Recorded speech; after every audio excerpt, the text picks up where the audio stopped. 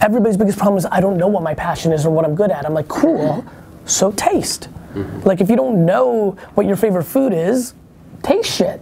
Eat salmon, eat broccoli, eat sea urchin, eat burgers, drink, like, and we don't have that system in place. And I think for the rest of us here that are a little further along after 22, the thing you realize is 20 to 30 is exactly when you should do high risk.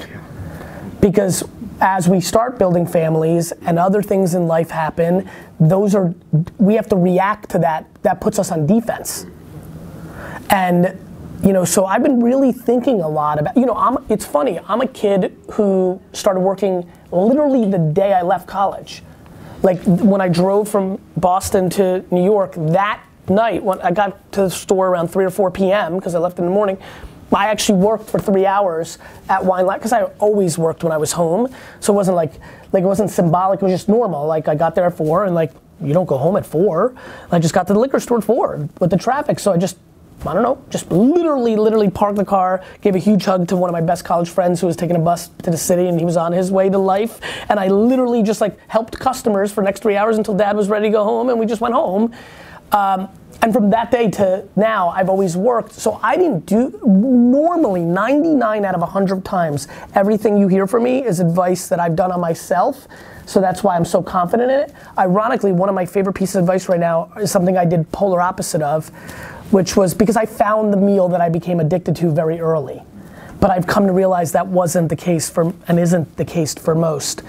And I just think it's practical to hustle at this age, try different things. Some of us stumble upon it in an alteration of our own business. Sometimes we just bounce away from it. I mean, everybody's got their own stories of it. A young dude like this, his business is very conditioned to the market behaviors. So I'm sure he recognizes this is a good era, but it could get bad. And so what am I gonna do when it gets bad? So there's but it's great that you're tasting and you should think everything's gonna be $1 million. What you wanna do though is not get caught in a couple ways. Number one, I think a lot of people get caught on good. So where you could get caught is you could actually make 100,000 in that first year and be like, actually this is on its way to $1 million, but the upside was only 200,000 always. That's a very sneaky one, very hard to dissect. Good for the, alteration of great, like picking good over great. But you should feel comfortable in your tasting. Right. And when do you know is the right time to okay, this is not gonna work for me.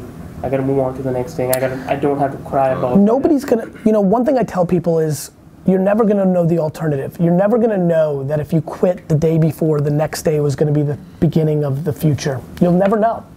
And that's how I live. That's how I strategize. The answer is it's scary. I'm convinced that there are millions of people, not millions, there's 10,000 people running around right now that were literally one day away from it clicking and they went and got another job or went back to business school or that's real life. And nobody wants to be that person. Somebody watching this video is like, fuck, am I that person? That would be devastating, right? That would be devastating. That's devastating.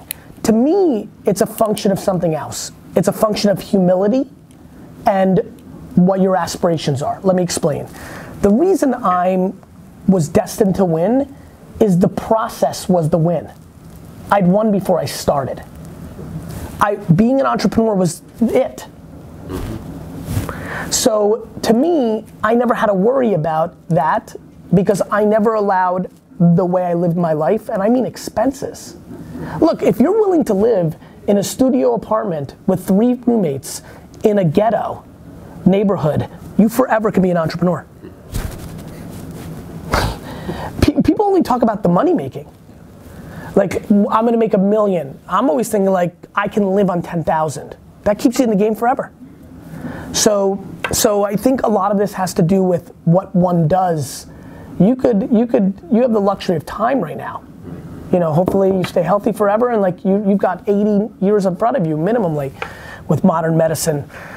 You got, that's a lot of fucking time. And I think the only thing that can hurt you is what hurts everybody at 22. Your parents' pressure, your own pressure on yourself because you see your friends starting to accomplish certain things. What's that? That's happening. That's happening right now. Good. So to me, I had psyche that was crazy. I loved that at 26, some of my friends were starting, my good student friends were starting to make money because they went to a good school and they went to Goldman Sachs and they were making money. And they were buying a BMW and a watch, and I fucking loved it because it motivated me in a great way, because I knew who I was, and the snarky comments, and you know, now I'm Garyvee to everybody. Let me just tell you, like, just listen very carefully. I'm 26, and I work for my dad's liquor store. Yeah. Like, you gotta really understand where I was. I'm 26, and I'm working for my dad's liquor store. Yeah. That's my brand amongst my circle 4 years out of college. Like now, because I wasn't promoting that the business was growing very rapidly, you know, attaching your own happiness or sadness to somebody else's actions is the quickest way to lose.